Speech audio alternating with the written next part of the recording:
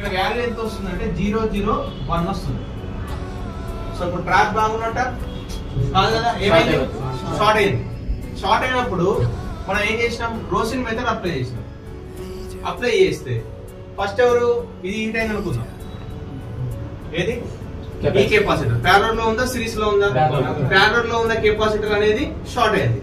ఇప్పుడు దీన్ని తీసేసినాం అనుకో, అప్పుడు ఇక్కడ సెట్ అయిపోతుందా లేదా, ఇక్కడ జిఆర్ వస్తుంది కదా, 400 జిఆర్ వచ్చింది అనుకుందాం, ప్రాబ్లం అనేది సాల్వ్.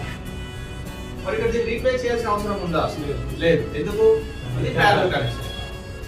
నెక్స్ట్ ఏమైంది అంటే ఇదే కంప్లైంట్ లో మనం ఏం తీసుకుందాం అంటే ఈ కెపాసిటర్ కాకుండా ఈ కెపాసిటర్ అనేది షార్టేజ్ చూపిస్తుంది అనుకుందాం. ఎవరు ప్యారలల్ ఉన్న కనెక్షన్, సిరీస్ లో ఉన్న కనెక్షన్, సిరీస్ లో ఉన్న కనెక్షన్ అనేది ఇప్పుడు మనకు షార్ట్ చూపిస్తుంది. సో ఇప్పుడు నేను తీసేసినాం, తీసేస్తే ఇక్కడ జిఆర్ వాల్యూ వస్తుందా, ఏమొస్తుంది, ఓఎల్ వస్తుంది.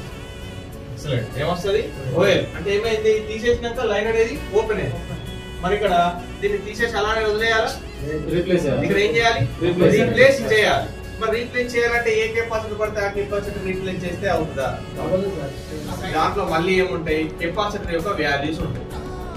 సో కెపాసిటర్ లో ఫరెడ్ వాల్యూస్ అని ఉంటాయి. దాంట్లో టైప్ 1 వచ్చేసి నానో ఫరెడ్, మైక్రో ఫరెడ్, పికో ఫరెడ్. ఆ మూడిట్లలో దాని దాకా వాల్యూస్ ఎంత ఉన్నాయి అని మనం చూసి సేమ్ వాల్యూస్ ఉన్న కెపాసిటర్ అక్కడ రీప్లేస్ చేయాలి. రీప్లేస్ చేస్తే అప్పుడు మళ్ళీ మనకి ఇక్కడ ఏమైతుంది, జిఆర్ వాల్యూ అనేది మళ్ళీ మనకి కామన్ గా వస్తుంది. ట్రాక్ అనేది మళ్ళీ మనకు రిపేర్ అయిపోతుంది.